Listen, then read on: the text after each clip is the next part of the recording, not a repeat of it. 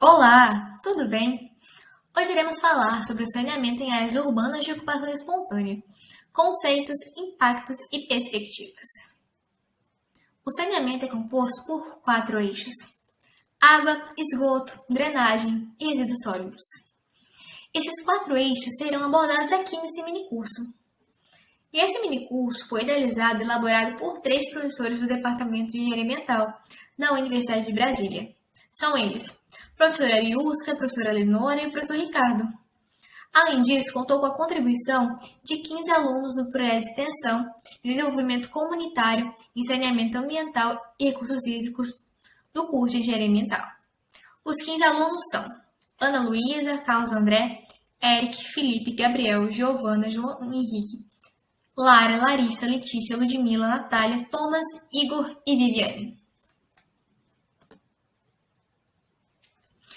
Essas manchetes que estão aparecendo agora na sua tela estão relacionadas à situação de saneamento básico em nosso país, que infelizmente ainda passa por alguns sérios problemas. Mas antes, você sabe o que é saneamento básico? Já pensou na importância dos serviços de saneamento para o meio ambiente e para a sua saúde? Sabia que algumas pesquisas indicam que a cada R$ 1 investido em saneamento, R$ 4 são economizados na área da saúde? E aí, ficou interessado? Vamos aprender um pouco mais sobre as quatro vertentes de saneamento básico? Então vem comigo. Inicialmente abordaremos a temática água no Distrito Federal. Depois, drenagem urbana. Posteriormente, esgotamento. E por fim, a gente falará sobre os resíduos sólidos. Então vem comigo falar um pouquinho mais sobre a água no Distrito Federal. Bom, para a gente começar essa discussão, é necessário primeiro que a gente entenda o que é uma bacia hidrográfica. Bom, bacia hidrográfica é uma área do território delimitada, drenada por o rio principal e seus afluentes. Essas águas escoam no mesmo sentido e vão em direção à porção mais baixa da área topográfica, como podemos ver na figura ao lado. E qual é a importância de uma bacia hidrográfica? Bom, as bacias hidrográficas são um território de suporte à vida. As características físicas e bióticas de uma bacia são extremamente relevantes para o ciclo da água e influenciam a infiltração, a quantidade de água disponível, a evapotranspiração, o escoamento superficial, entre outros. Além disso, devemos cuidar muito bem dos nossos rios, lagos, córregos que formam a bacia, porque a vida depende da água. Então, justamente por isso, devemos cuidar dos nossos corpos hídricos. E se não cuidarmos, gerará efeito para nós. Além disso, é necessário entender quais são as estruturas básicas de uma bacia. Então, vem comigo. A bacia hidrográfica possui uma nascente. E o que seria uma nascente? Bom, nascente, basicamente, como o próprio nome já fala, é aonde o rio nasce, aonde verte a água do chão e geralmente está localizado no ponto mais alto do relevo. Além disso, nós temos um rio principal. E o que seria esse rio principal? Bom, é o rio que tem maior volume e extensão e recebe as águas dos rios menores. Esses rios menores são chamados de afluentes. E além disso, nós temos os divisores de água. E o que seriam esses divisores? Basicamente, esses divisores são o relevo, como morros, picos, serras, entre outros, que possuem a função literalmente de dividir as áreas das bacias. Além disso, essas alterações no relevo são responsáveis por moldarem os caminhos das águas. E o caminho final é chamado de fossa. A fossa geralmente está localizada na área mais baixa do relevo e é o destino final das águas, que pode ser um oceano ou até mesmo uma outra bacia maior. Adentrando a nossa região do Distrito Federal, você sabia que o nosso Distrito Federal é conhecido como divisor de águas? O nosso Distrito Federal é um divisor natural de três grandes bacias hidrográficas brasileiras: Tocantins, Araguaia, São Francisco e Paraná. Como você pode olhar, em negrita está a delimitação dessas três bacias. Além disso, por quantas bacias hidrográficas o nosso Distrito Federal é composto? Ou seja, são bacias menores. Ele é composto por 7. No caso, o Rio Preto, São Marcos, São Bartolomeu, Lago Paranoá, Rio Descoberto, Maranhão e Corumbá. Esses risquinhos azuis, ou curvas, como você preferir, representam nossos rios, lagos e córregos. Você viu como temos várias fontes hídricas? Pois é, incrível. Porém, quantidade não significa qualidade. No nosso Distrito Federal, nós temos diversos corpos receptores, que são corpos hídricos que recebem esgoto sanitário. E alguns ainda se encontram tão poluídos que não podemos consumir as águas. Então a qualidade não é tão boa. Porém, na grande maioria das vezes, o nosso esgoto, antes de ser despejado na água, passa por uma série de processos para ser tratado e, consequentemente, reduzir o impacto no meio ambiente. Então, a água que está chegando na sua casa encanada, ela é de boa qualidade, tanto que ela segue a resolução do CONAMA, número 1330, de 3 de maio de 2011, que dispõe sobre as condições e padrões de lançamento de efluentes, ou seja, impedindo que a qualidade de meio sejam muito afetados. Além disso, nós também temos a resolução da ADASA, número 13, de 26 de agosto de 2011.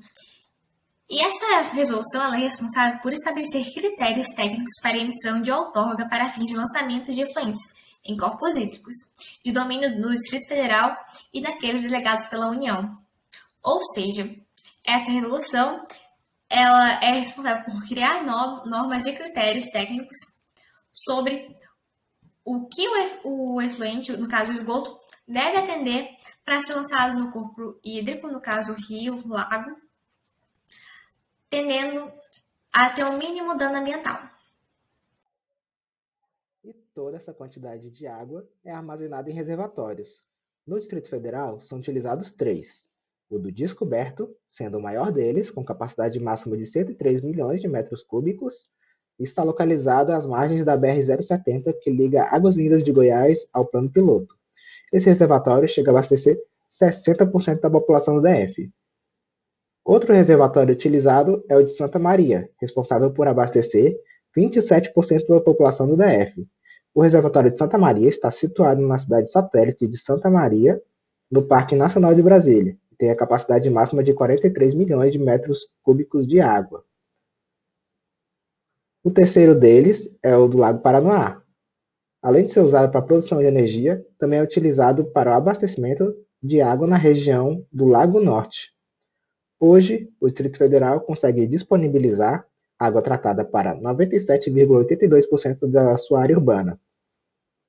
A água proveniente desses reservatórios, Descoberto, Santa Maria e Lago Paranoá, abastece todo o Distrito Federal.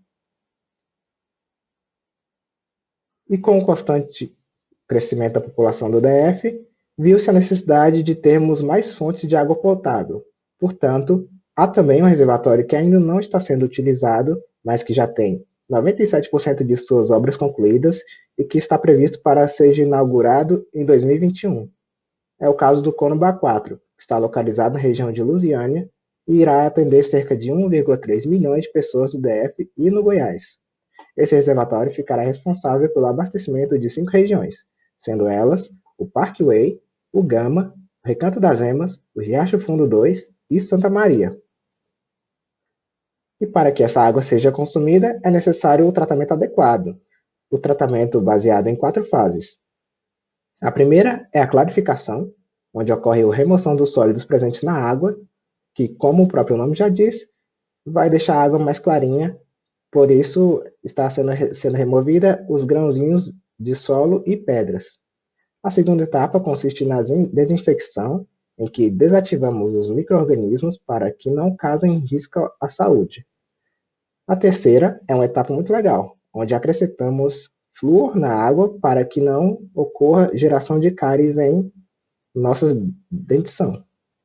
E por fim, nós temos a estabilização química, onde basicamente acrescentaremos uma série de produtos químicos para controlar a corrosão da água para não gerar problemas à saúde e à tubulação e resolver problemas de incrustação nas próprias tubulações.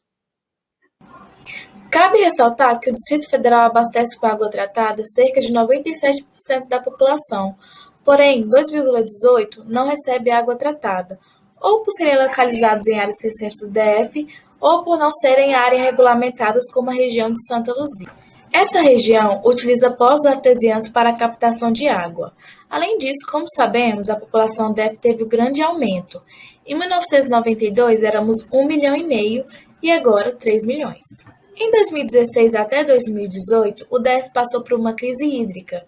Com isso, começou a valer o calendário de rodízios. Ao todo, 557.820 pessoas tiveram que readaptar a rotina para ficar 24 horas sem água, pelo menos uma vez por semana. Para a problemática do período de estiagem, existem algumas soluções para melhorar a vida da população nesse período tão difícil. Um exemplo é fazer a captação da água da chuva. E como funciona? A água ela é captada pelo sistema de caixa tradicional e é direcionada a um tubo de queda, onde se encontra um filtro seletor que irá separar os resíduos sólidos. A água filtrada ela é encaminhada para um reservatório inferior, chamado cisterna. A imagem aqui ilustra bem como é esse sistema. Agora, falando sobre cisterna, ela pode ser subterrânea, ou seja, sem necessidade de ficar aparente. Nela, a água passa por um tratamento com cloro orgânico. E existe uma bomba, como na imagem aí, e essa bomba direciona a água armazenada na cisterna para o reservatório superior, a caixa d'água, onde ela será distribuída para os vasos sanitários, para a lavanderia e para as torneiras externas. Para otimizar mais ainda o impacto durante o ano, existem algumas maneiras de reduzir o consumo de água no dia a dia. Você pode adotar redutores de vazão em torneiras. Esses são dispositivos que contribuem para a economia de água em torno de 25%. Pode utilizar bocais de torneiras com chuveirinhos espessantes. Eles aumentam a hora de contato dos legumes, frutas e principalmente das folhosas, diminuindo assim o desperdício. E também você pode instalar torneiras de acionamento sem contato manual. Essas vão reduzir o desperdício durante a higienização das mãos entre uma e outra atividade, evitando assim também as contaminações. Existe uma prática que é a reutilização da água cinzenta. Essa água é a água que foi utilizada na máquina de lavar, na pia, na banheira ou no chuveiro. Ela pode facilmente ser tratada e reciclada. Agora, um próximo grupo falará sobre drenagem. Olá, você sabe o que é drenagem urbana? Não? Então iremos te explicar. Mas primeiro precisamos te contextualizar a respeito da necessidade de um sistema de drenagem de águas pluviais, que são águas vindas da chuva. Com o desenvolvimento cada vez mais rápido das cidades, a cobertura vegetal vai diminuindo e áreas onde a água não consegue infiltrar no solo vão aumentando. Esses fatores, somados à má gestão de resíduos sólidos e esgoto, levam ao aumento das águas que correm pelas ruas e superfícies sem entrar no solo, chamado de escoamento superficial, e ao aumento da poluição hídrica. Com isso, o ciclo hidrológico sofre alterações e, como consequência, grande impacto nas bacias hidrográficas, como aumento da temperatura, já que superfícies impermeáveis absorvem parte da energia solar, aumento do volume de escoamento superficial e da vazão, porque se tem menos infiltração e evapotranspiração, aceleração de processos erosivos nas margens desses cursos d'água, em áreas de solo exposto, onde a vegetação original foi retirada, aumento no assoreamento, que os sedimentos vêm dos processos erosivos vão se acumulando nos trechos em que a velocidade do escoamento da água é menor. A redução da qualidade da água pluvial com o transporte de cargas poluidoras urbanas e também a contaminação de aquíferos com essa carga escoada contaminada. Além disso, se não controladas adequadamente, essas alterações podem elevar os riscos de alagamento e inundações nas épocas de chuva. Nesse contexto, surge o sistema de drenagem urbana para resolver esses problemas. Além de reduzir os riscos de alagamento e inundação, também contribui para o aumento da disponibilidade da água em locais de pouco recurso hídrico, como é o caso do DF. Então, a drenagem urbana surge como um sistema de captação, tratamento, transporte e destinação final para águas da chuva, com o objetivo de tratar os prejuízos vindo da urbanização de forma planejada, a fim de dar uma destinação adequada, assegurando a qualidade da água pluvial, sempre levando em conta o percentual de impermeabilização do solo e integrando os demais serviços de saneamento, Vale lembrar que um sistema de drenagem mal feito e com uma manutenção ruim pode levar a sérios problemas, porque mesmo resolvendo alagamentos locais, esses sistemas mudam o equilíbrio do ciclo natural da água. Com menos vegetação, a maioria da água da chuva vai para as galerias pluviais, aumentando a concentração de água em menos tempo. Com a redução da infiltração, o nível da água que fica abaixo do solo diminui. A redução da vegetação diminui a quantidade de água evaporada, o que diminui a umidade do ar e aumenta a temperatura. Então, no geral, são dois efeitos somados que colaboram com o agravamento de inundações: o aumento da vazão e a redução da área de escoamento. Tendo em vista esses fatores, no DF é muito importante a atenção aos impactos sobre os lagos Descoberto e Paranoá. Então, é essencial uma integração do planejamento do sistema de drenagem com o planejamento urbano, para dar sustentabilidade às ações de prevenção e controle dos riscos hidrológicos. Também é preciso levar em conta que o sistema de drenagem sofre impacto direto dos demais serviços de saneamento, quando a operação destes não é eficiente, como o caso da gestão dos resíduos sólidos. De acordo com a Lei 6.454, de 26 de dezembro de 2019, fica determinado o PDSB, o Plano Distrital de Saneamento do Distrito Federal, que diz quais são o conjunto de serviços, infraestruturas e instalações operacionais de saneamento básico e fixa suas obrigatoriedades. A DASA é o órgão responsável que regula e monitora os sistemas de drenagem no DF, enquanto o Serviço de Drenagem e Manejo de Águas Pluviais foi delegado a uma empresa pública, a Nova Cap. A DASA tem um manual que serve de ferramenta para guiar os processos dentro desse sistema. No Distrito Federal, existem regiões não regularizadas onde não se tem acesso ao saneamento básico, como drenagem urbana, coleta de lixo e rede de esgoto, e cidades que têm sistemas de drenagem, mas que não atendem à demanda, como o caso das Tesourinhas no plano piloto. A solução para o problema de drenagem não parte apenas de reformas estruturais das redes pluviais, mas também da conscientização de moradores a respeito do descarte de rejeitos. A drenagem de águas pluviais está diretamente ligada à limpeza urbana e à gestão de resíduos sólidos, já que uma má gestão desses resíduos podem obstruir e contaminar pontos de coleta da água da chuva para os sistemas de drenagem público, por exemplo, as bocas de lobo. Então, gente, no geral, a drenagem urbana é um sistema projetado pelo poder público do município para coletar e transportar a água que vem da chuva para as galerias de águas pluviais e esgotos pluviais até um corpo hídrico com capacidade para receber. E no sistema de drenagem eficiente, existem mecanismos que ajudam a evitar os danos causados pela urbanização e por sistemas inadequados de drenagem. Esses mecanismos vão buscar restabelecer a bacia hidrográfica ao nível mais próximo do original. Esse sistema ele vai ser composto por pavimentos de ruas, quias, sarjetas, bocas de lobo, galerias de drenagem, sistemas de filtração, trincheiras e valas, e todos têm o mesmo objetivo de amortecer e controlar a vazão e a qualidade da água.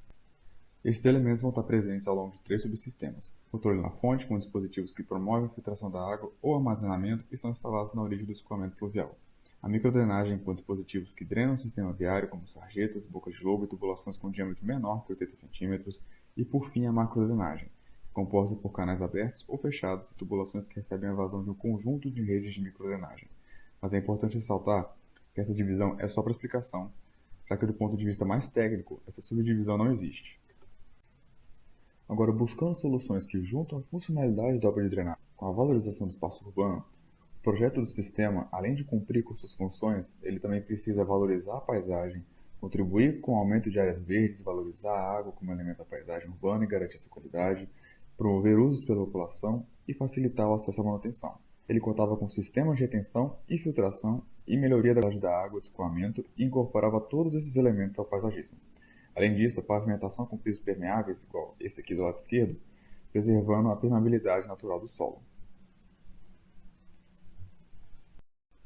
Ainda no DF, existem iniciativas como as bacias de retenção no Parque Burle Marx e no Parque da Cidade, que aproveitam áreas livres dos parques para compor o paisagismo e controlar as vazões que são geradas nas áreas impermeabilizadas. E também o sistema de drenagem nas ruas, com canteiro central, com aberturas no meio-fio que levam a água da pista com uma vala vegetada, igual essa imagem da direita. Outras estratégias buscam valorizar os rios urbanos, criando ferramentas legais de regulação e fiscalização, além de ações de educação ambiental, formando uma sociedade mais consciente e participativa na preservação. Métodos de valorização bem-sucedidos combinam técnicas como renaturalização de cursos d'água, preservação de matas ciliares, controle de erosão, tratamento de águas pluviais, coleta de resíduos sólidos e educação ambiental. Só que por muito tempo, uma das principais estratégias de drenagem visava alinhar o leito dos rios para que suas águas percorressem o caminho mais curto com a maior velocidade de escoamento possível, igual o Rio Pinheiros em São Paulo aqui do lado. Só que isso quase que imediatamente aumenta o número de inundações, à medida que a água da chuva não infiltra no solo e a velocidade das águas e o pico de vazão aumentam. Pensando nisso, o processo de renaturalização ele procura trazer o rio de volta à sua condição mais natural possível, permitindo não só o espalhamento das águas pluviais do sistema, mas também o amortecimento do pico de vazão, o que vai evitar inundações naturalmente, como foi feito na cidade de Seul, na Coreia do Sul. Além disso, outro jeito inteligente de garantir uma drenagem eficiente é por meio da preservação da mata ciliar, que são áreas de preservação permanente definidas pelo Código Florestal do jeito que está nessa figura aqui à direita. Essas áreas vão obrigar a preservação da vegetação ao redor de cursos d'água em zonas rurais e urbanas.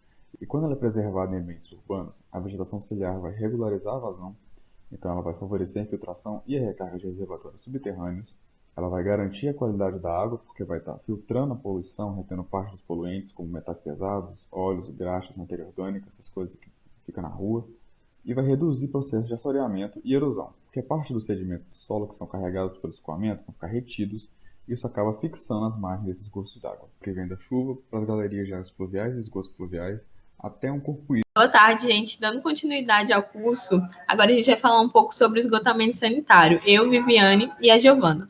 Para começar, eu quero fazer uma pergunta aqui que a gente vai ser capaz de responder ao final do curso. Para onde vai o esgoto gerado na sua casa?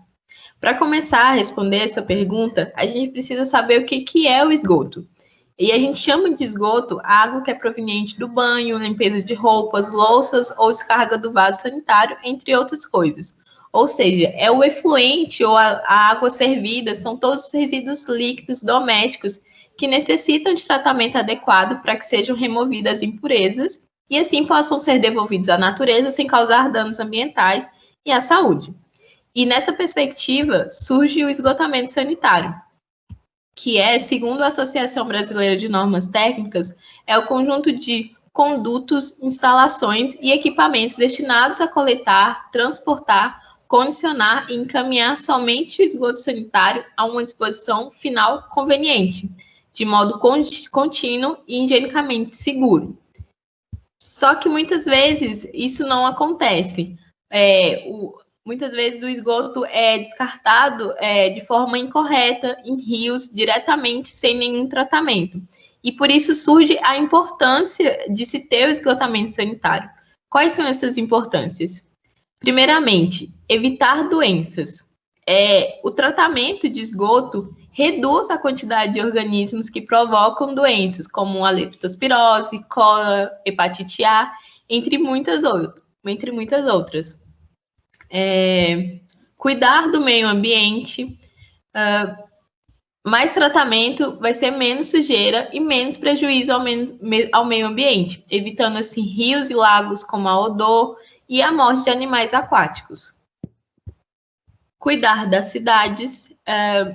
Ninguém gosta de uma cidade suja, com mau cheiro e onde há risco de pegar doenças. Então, o esgoto não tratado causa danos aos moradores, prejudicando o lazer, o trabalho e as atividades do cotidiano. E, por último, mas não menos importante, fatores econômicos. Quanto mais a água do esgoto é tratado, menor vai ser o custo de tratamento da água potável para o consumo humano.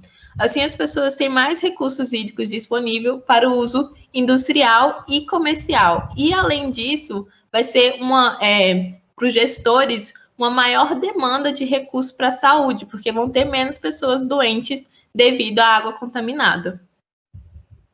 Então, gente, agora falando mais como funciona todo o esgotamento. Primeiro, o esgoto é gerado nas residências, depois ele é coletado pela tubulação, que fica enterrada, e ela passa pelo sistema coletor, que reúne todo esse esgoto e encaminha ele para o sistema de afastamento, que funciona para afastar o esgoto de onde ele é coletado e levar ele até a estação de tratamento de esgoto, que é lá que é feita a remoção de todos os poluentes, de forma que a gente consiga gerar uma qualidade da água que seja possível devolvê-la para o corpo hídrico, que no nosso caso é o Lago Paranoá.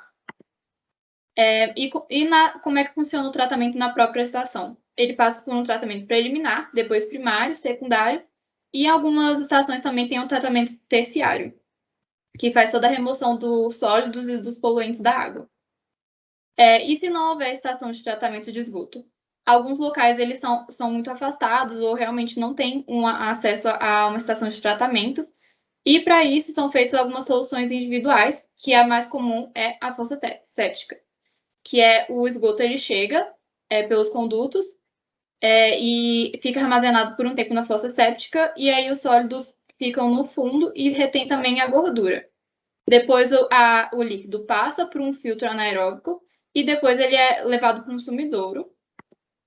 Só que essa solução ela não é a ideal e ela tem um caráter mais temporário, realmente, quando a pessoa não tem acesso a uma estação de tratamento, porque ela tem alguns problemas, como os dejetos que é produzido na fossa séptica precisam ser retirados e levados para uma estação de tratamento, que geralmente é feito pelos caminhões limpa-fossa, e em alguns casos nem essa manutenção é feita. Tem uma possibilidade também de contaminar água superficial e subterrânea, tem mau odor e o efluente não é reciclável. Então, realmente, não é a melhor solução. Aqui são algumas referências bibliográficas que a gente usou para fazer. E o próximo grupo vai falar um pouco sobre os resíduos sólidos. O que é um resíduo sólido? Você sabe o que é um resíduo? Você sabe qual a destinação do seu lixo após a coleta? Vejamos algumas definições. Os resíduos sólidos são todos os restos de sólidos ou semissólidos das atividades humanas ou não humanas, que, embora possam não apresentar utilidade para a atividade fim de onde foram geradas, podem virar insumos para outras atividades. Segundo a norma ABNT, o resíduo ele é caracterizado da seguinte maneira. Essa caracterização é feita para ter um melhor destinamento de cada tipo de resíduo. Você sabe quanto lixo você produz por dia? Segundo a SLU, a gente produz cerca de 1 kg a 1,5 kg de lixo por dia. Um dado interessante é que, aqui no Distrito Federal, o Lago Norte é a região que mais produz resíduos orgânicos na coleta convencional. Ele produz cerca de 73,68%. Quanto maior a renda, maior o consumo e maior será o descarte. E esse é um ciclo que nunca acaba. Quando se trata dos recicláveis, Planaltina e Paranoá apresentam valores consideráveis de materiais descartáveis, respectivamente 42% e 39,12%. Vejamos agora como são classificados esses resíduos. Nós temos 3 tipos de classificação, que são os resíduos perigosos de classe 1, que são classificados como possíveis causadores de danos ao serem manipulados ou entrando em contato com outros resíduos, e são considerados essa classe os materiais inflamáveis, tóxicos, corrosivos, reativos e poluentes. Também temos os resíduos não perigosos e não inertes, que são os resíduos que apresentam uma característica de biodegradação, combustibilidade, solubilidade em água e precisam de uma atenção especial em relação ao seu descarte, pois podem apresentar os mesmos riscos que os materiais de classe 1. E os resíduos não perigosos e inertes, de classe 2B. Esses materiais não oferecem riscos ao meio ambiente e nem à saúde pública, e não são biodegradáveis ou solúveis, e não há qualquer alteração em sua composição conforme o tempo de encaixe nesses resíduos. Um exemplo desses resíduos são entulho, sucata, ferro, alumínio, entre outros. O aumento populacional e a mudança na forma de consumo que vem acontecendo há alguns anos tem como uma das consequências o aumento da produção de resíduos. Isso torna a coleta de resíduos e a sua destinação apropriada extremamente importantes para que o meio ambiente seja preservado e a saúde da população também. A falta de coleta pode gerar proliferação de vetores, além de contaminar o sol, a água e o ar, podendo ocasionar doenças de pele e gastrointestinais também. A coleta seletiva e o descarte adequado ajudam a controlar e diminuir a poluição, tanto do ar quanto da água, do solo também. Tem também um grande índice na economia de consumo de energia e de água. Também tem a diminuição dos gastos com limpeza urbana e a geração de emprego e renda, com a reciclagem e tudo mais. E além dos que estão apresentados aqui, também diminui os gastos com saúde pública. É importante que se faça a separação adequada dos resíduos antes do descarte, de acordo com os grupos e as classificações que a Larissa já apresentou, para que torne o processo de reciclagem e descarte um pouco mais viável e mais barato também. Cada resíduo tem a sua classificação e tem um processo de reciclagem diferente, sendo importante ressaltar que resíduos eletrônicos e hospitalares exigem tratamento diferenciado, por apresentar alto risco de contaminar. E por que eu tenho que me preocupar com o lixo? Bom, para falar um pouco mais sobre isso, a gente escolheu 2 grandes problemas que afetam a vida dos moradores do Distrito Federal há bastante tempo. E o primeiro deles, as enchentes. Pois é, quando o lixo fica na rua, não é coletado corretamente, ele acaba sendo transportado pela chuva e vai para o sistema de drenagem para as bocas de lobo. Nesses locais, eles acabam gerando obstrução e entupimento. Quando tem outra chuva, a água não tem para onde ir e o que acontece? Enchente. Pois é, nessa reportagem de setembro de 2020, mostra que foram retiradas 500 toneladas de lixo de bocas de lobo só em São Sebastião. Outra reportagem sobre o sol nascente, em uma enchente em 2018, a gente pode ver, por vídeos feitos pelos moradores, que há lixo sendo transportado na enchente. Um outro problema grave que afeta a vida do morador do Distrito Federal é a dengue. Pois é, em um estudo feito pelo Levantamento de Índice Rápido de Infestação por Aedes aegypti, o centro-oeste do país concentra no lixo quase 44% dos criadores do mosquito. Ou seja, é no lixo em que o mosquito se concentra para acumular os seus ovos, para se reproduzir, e uma vez ele pode ser contaminado pelo vírus da dengue e contaminar uma pessoa. Outra coisa muito interessante é um estudo feito na cidade de Recife em 2019. Recife não é Brasília, mas tem dengue, e as condições não são tão diferentes assim. Nesse estudo, observaram-se que as pesagens de lixo apresentaram uma relação inversamente proporcional aos casos de dengue. Ou seja, quanto menos lixo chegava no sistema de coleta, significava que não menos lixo estava sendo produzido, mas sim menos lixo estava sendo coletado. Quanto menos lixo está sendo coletado, mais dengue. O que prova que, se não houver coleta correta de lixo, se não houver coleta de resíduos, a dengue e outras várias doenças podem se proliferar. E se isso não fosse o suficiente, vocês sabiam que o segundo maior lixão do mundo estava aqui do nosso lado, bem no Distrito Federal? E para isso, o João vai falar um pouco mais. Manda ver, João. Exatamente, Felipe. Tendo suas atividades iniciadas na década de 60, próximo à inauguração de Brasília, o lixão estava localizado às margens da DF-095, também conhecida como via estrutural, o que deu o nome ao local. O lixão chegou a se tornar o maior da América Latina e o segundo maior do mundo, devido ao seu grande tamanho e quantidade de resíduos recebidos. Como nenhuma das atividades no local eram regulamentadas, o lixão apresentava um grande risco, tanto para os trabalhadores e catadores do local, devido a acidentes de trabalho e contaminação com o contato com os resíduos, e também muitos riscos ambientais, com contaminação do solo, das águas subterrâneas, dos lençóis freáticos e do ar, pela disposição inadequada de resíduos no local. Devido a todos esses riscos, o lixão teve seu fechamento anunciado no dia 30 de outubro de 2017, e a partir daí iniciaram-se atividades de recuperação e remediação da área. Por fim, passou a operar no local uma unidade de recebimento de entulhos, que recebia principalmente resíduos da construção civil da região do Distrito Federal. A URI é hoje gerenciada pelo Serviço de Limpeza Urbana do Distrito Federal, o SLU. Com as atividades bem regulamentadas na unidade de recebimento de entulho e grande parte dos trabalhadores do antigo lixão realocados em outras atividades relacionadas ao manejo de resíduos sólidos no Distrito Federal, o lixão deixa de ser um marco negativo na história do Distrito Federal, passando a ser uma história de superação, e que nos dá a esperança de acreditar que, com a boa gestão dos resíduos, os problemas ambientais e sociais relacionados a estes podem ser resolvidos, tanto para o Distrito Federal como para o resto do Brasil.